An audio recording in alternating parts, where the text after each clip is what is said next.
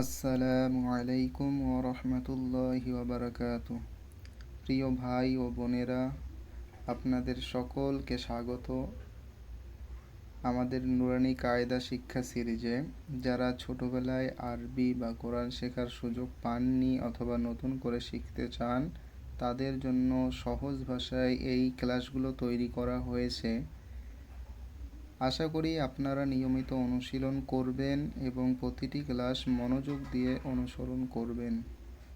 ভিডিওটি যদি ভালো লাগে এবং উপকারী মনে হয়, লাইক, কমেন্ট ও শেয়ার করতে ভুলবেন না, যেন আরও মানুষ কোরআন শেখার সুযোগ পায়।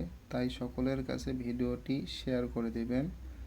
আল্লাহ রাব্বুল আলামিন আমাদের সকলকে কোরআন সঠিকভাবে শেখার ও আমল করার তৌফিক দান করুন, আমিন।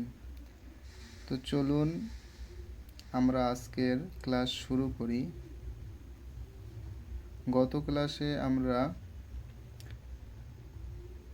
হরকত সম্পর্কে জেনেছি এবং হরকত কি কি আছে। হরকত তিনটে আছে। কি কি আছে? একটা জবর, যেটা যে কোনো হরফের উপরে থাকে। একটা হলো তোমার জের, যেটা যে কোনো হরফের কোথায় থাকে? নিচে থাকে। আর একটা হলো কি? পেশ, যেটা যে কোনো হরফের উপরে থাকে। তাহলে আমরা হরকত সম্পর্কে জেনেছি এবং তিনটে হরকতের মধ্যে জবর হরকতটাকে আমরা পড়ে নিয়েছি। আজকে আমরা জের হরকত নিয়ে আলোচনা করব। তো চলুন শুরু করা যাক। বিসমিল্লাহির রহমানির রহিম। জবর মানে আমি কি বলেছিলাম আপনাদের? জবর মানে বাংলা যারা জানেন, জবর মানে কি? আকার। আর জের মানে কি বলেছিলাম? জের মানে হস্যইকার। জের মানে কি? হস্যইকার। এই চিহ্নটা সবাই চেনেন। তাহলে জের মানে হস্যইকার। তো হস্যইকার দিয়ে আমরা চিনব। তো আগে পড়ে নেই, তারপরে বাংলা দিয়ে আমরা বুঝে নেব। তো পড়ার জন্য আমি কি বলেছিলাম? আলিফ সবসময় কি হয়? খালি হয়। আলিফের সাথে যখনই কোনো চিহ্ন যুক্ত হয়ে যায়, সেটা আর আলিফ থাকে না, সেটা কি পড়তে হয়? হামজা পড়তে হয়। তাই আমরা এখানে প্রথমে পড়ব হামজা, জের ই, বা জের বি, তা জের তি, সা জের সি, জিম জের জি, হা জের হি, খ জের খি। দেখো, খ যখন জবর হয়, জবরের ক্ষেত্রে শুধু খ জবর খই হবে, কিন্তু জেরের ক্ষেত্রে হস্যইকারটা কি হয়ে যাবে? যুক্ত হয়ে যাবে। হস্যইকার যুক্ত হয়ে গেলে তাহলে কি হয়ে যাবে? খ জের খি হয়ে যাবে। খ জের কি হয়ে যাবে? খি হয়ে যাবে। বুঝতে পেরেছেন? দাল জের দি, জাল জের জি, সরি, জাল জের জি, র জের রি, জা জের জি, সিন জের সি, শিন জের শি, সদ জের সি, দদ জের দি, ত জের তি, জ জের জি, আইন জের ই, গইন জের গি, ফা জের ফি, কফ জের কি, কাফ জের কি, লাম জের লি, মিম জের মি, নুন জের নি, ওয়াও জের উই। ওয়াও জের কিন্তু বি পড়বে না। অনেকে বি পড়ে, কিন্তু বি না, ওয়াও জের কি হয়? উই হয়। ওয়াও যেমন ওয়া হয়, তাহলে ওয়া এখানে পরে হস্যইকার দিলে কি হয়ে যাবে? উই হয়ে যাবে। তাহলে ওয়াও জের উই। তাহলে ওয়াও জের কি হয়ে যাবে? ওয়াও জের উই। হা জের হি, হামজা জের ই, ইয়া জের ই, ইয়া জের ই।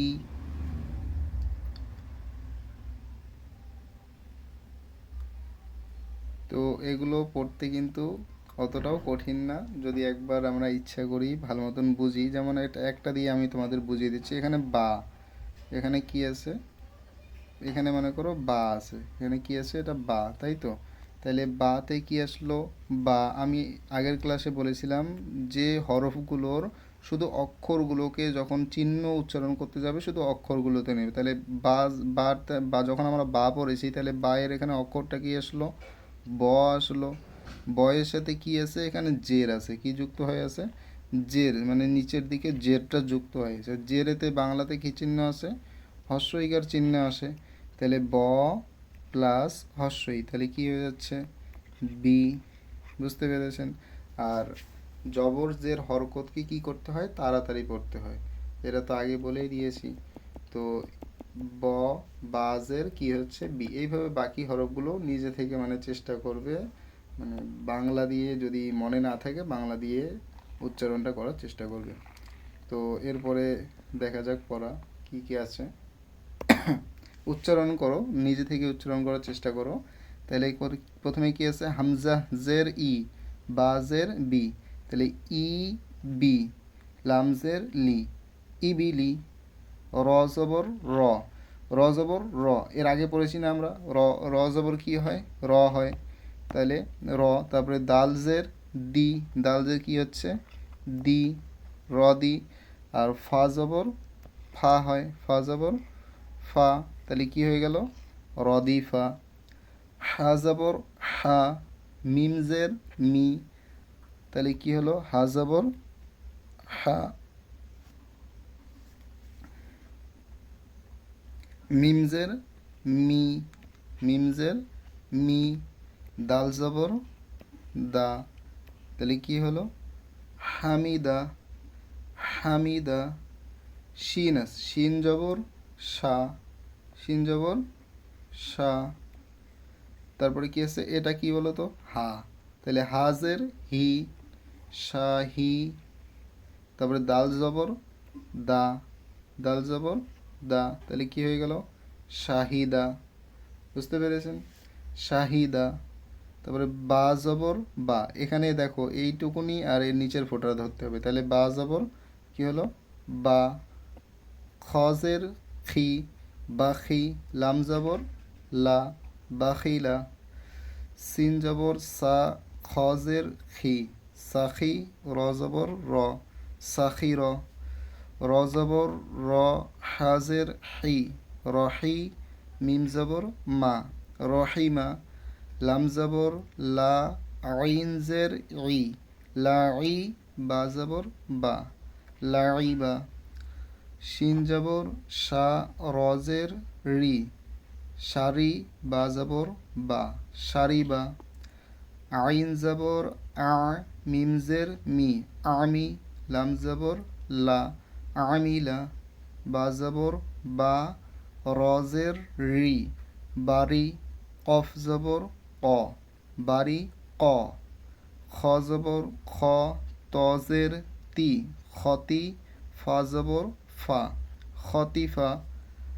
জিম জবর জা, জাজের জি, জাজি। জিমের উচ্চারণটা কি একটু শক্ত করে, মানে বর্গিন জ বলে না, যা। তারপরে জাজের জি, জাজের জি, জাজি। আইন জবর আ, আইন জবর আ, জাজি আ, তাহলে কি হলো, জাজি আ, জাজি আ। তারপরে সিন জবর সা, কফ জের ই, সাকি। মিম জবর মা, সাকিমা। গইন। এই বাকি যে দুটো আছে এই দুটো সবাই উচ্চারণ করে কমেন্ট বক্সে লিখবে যে এটার উচ্চারণ কী হলো। যদি বাংলা দিয়ে লিখতে চাও বাংলা দিয়ে লিখবে, তারপরে যদি চাও ইংলিশ দিয়ে লিখে দিতে কোনো কমেন্ট বক্সে লিখবে। এই দুটো তোমাদের বাড়ির কাজ। আর এর আগে তোমাদের দুটো বাড়ির কাজ দিয়ে দিয়েছিলাম, যারা মানে বাড়ির কাজ দুটো করেছো আমি আজকে তাদের বলে দিচ্ছি কাজ দুটো, তার উচ্চারণ দুটো আমি আজকে বলে দিচ্ছি। তো এগুলো বলে দিচ্ছি, তার আগে এটা একবার উচ্চারণগুলো জাস্ট আমি বলে দিচ্ছি, শুধু উচ্চারণগুলো শুনে নাও, তোমরা বানান করে একবার পড়ে নেবে।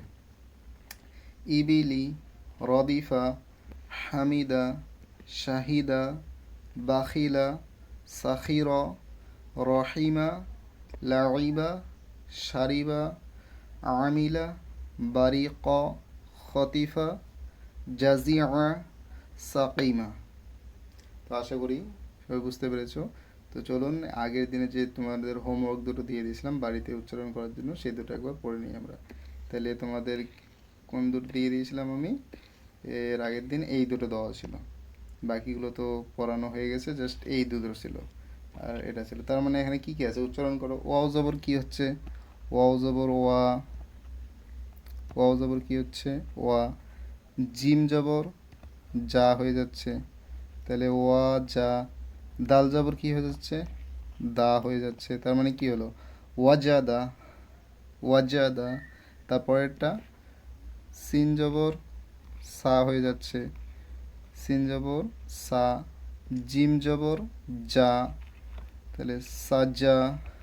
দাল জবর দা, সাজাদা। তাহলে যারা যারা লিখেছো তারা দেখে নেবে উচ্চারণটা ঠিক হলো কিনা। ওয়াজাদা, সাজাদা। বুঝতে পেরেছেন? তো আজকের ক্লাস এখানেই শেষ করছি। বাড়িতে অন্তত সবাই 5 থেকে 10 মিনিট অনুশীলন করবেন। কোনো সমস্যা বা প্রশ্ন যদি থাকে কমেন্ট বক্সে জানাতে পারেন। আর ভিডিওটি শেয়ার করে দেবেন যারা মানে আরবি শিখতে চায় কিন্তু শিখতে পারছে না, আমি তাদের জন্যই ক্লাসগুলো বানাচ্ছি। তো তাদের কাছে পৌঁছে দেবেন যেন তারাও আরবিটা শিখতে পারে। কেননা আরবি শেখা যে শেখে এবং যে শেখায় বা যে শিখতে সাহায্য করে, আল্লাহ রব্বুল আলামিন তাদের প্রত্যেককেই সওয়াব দান করবেন। কেননা মৃত্যুর পরে মানুষের সমস্ত আমল কিন্তু বন্ধ হয়ে যায়, শুধু কয়েকটা আমল জারি থাকে। তার মধ্যে 3টা আমল জারি থাকে, তার মধ্যে একটা হলো তোমার এই সদকায়ে জারিয়া।